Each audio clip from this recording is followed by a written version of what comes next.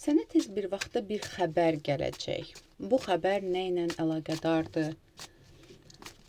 Kimdən gəlir, mövzusu nədir, sənin necə dəyişəcək və ya nəyi dəyişəcək buna baxaq. Və yaxud da ki, bəlkə də elə özün xəbər gözləyirsən, gözlədiyin xəbər gələcəkmi? Gəl buna baxaq. Yaxın zamanda xəbər gələcəkmi? Yaxın zamanda xəbər gələcəkmi? Bu xəbər kimdən gəlir? Bunun mövzusu nədir? Mövzusuna baxaq. Bu xəbər nəyi dəyişəcək və bu xəbəri necə qarşılamalısan? Gəl bir buna baxaq. Tez bir vaxtda xəbər gələcəkmi? Aha, gözlədiyim bir xəbər var burada. Askıda qalmış bir xəbər var. Hansı ki gecikir. Mövzu gecikir. Oradan buradan xəbərlər alırsan, hansısa bir məsələ ilə əlaqədar. Amma çox şey gizlidir. Səndən gizli qalan bir mövzu var. Bununla əlaqədar öyrənmək istəyirsən. Bəli, gələcək xəbər. 8 vaxt içində xəbər gəlir. Gecikmiş bir xəbər olacaq. Gecikmiş və yaxud da çoxdan gözlədiyin, yəni narahat olduğun bir mövzu ola bilər. Bununla əlaqədar. Gəl baxaq. Bu xəbər 8 vaxt içində gələ bilər. 8 günə də gələ bilər, 8 həftəyə də, 8-li vaxtlara da, tarixlərə də gələ bilər. 8-i, 18-i, 28-i. Gəl belə baxaq. Bu xəbər kimdən gəlir? Bu xəbər kimdən gəlir?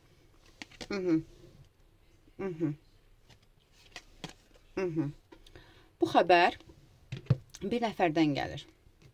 Zaten bir nəfərdən gəlir. Bu insanla, belə deyim də, bitmiş, keçmiş bir münasibətlə əlaqədar ola bilər. Əlaqəni kəsdiyin bir insanla, anidən əlaqəni kəsdiyin, anidən çıxıb getmiş bir insan, bax bununla əlaqədardır. Çünki sonradan gələn bir xəbərdir, gecikmiş bir xəbərdir, əlaqəni kəsdiyin bir insanla əlaqədardır. Daha çox kişi xeylağından əlaqədardır.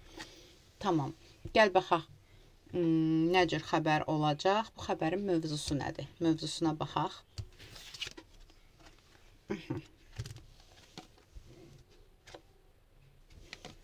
Mövzusu bilirsən nədir? Bu insan elə bil ki, qayıtmaq mı istəyəcək?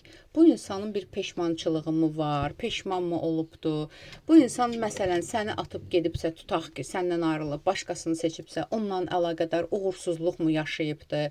Bax, yəni bu insan qayıtmaq istəyən bir insandır. Yəni ilahi ədalətin o insanın üzərində təcəlli etdiyini görəcəksən. O insandan sənə xəbər gələcək, bəlkə də özü yetirəcək, özü də addım ata bilər. Və sən görəcəksən ki, sənin oturduğun, boşuna elədiyin bəddualar, düzdür, bəddua eləmək yaxşı deyil, amma olur da insanın içini yandıran bir insan varsa, o qədər olubdur hamıda, əlini açırsan ki, cəzanı çəkəsən, ya nə bilim, haqqımı halal eləmirəm və s.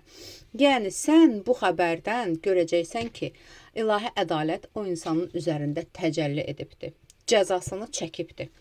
Bunu görəcəksən o insanla əlaqədar. Bu xəbər nəyi dəyişəcək sənin üçün? Bu xəbər səni rahatlaşdıracaq. Bu xəbər səni sevindirəcək. Bu xəbərdən sən çox xoşbəxt olacaqsan. Yəni, oturub rahat nəfəs alacaqsan ki, axır ki bu oldu. Axır ki ilahi ədalət, belə deyim də, təcəlli elədi. Çox xoşbəxt olacaqsan. Sən, hətta sənin ətrafında bu məsələni bilənlər belə sevinəcəklər sənə görə. Çox xoşbəxt olacaqsan. Gəl baxaq, sən necə qarşılamalısan bu xəbəri? Necə qarşılamalısan? Sən stabil, normal qarşılamalısan. Yəni, belə də olmalıydı. Çünki burada səndə nə bir həyəcan olmalıdır, nə bir üzgünlük, nə bir əsəb, nə bir qəzəb. Situasiyanı əlinə almalısan.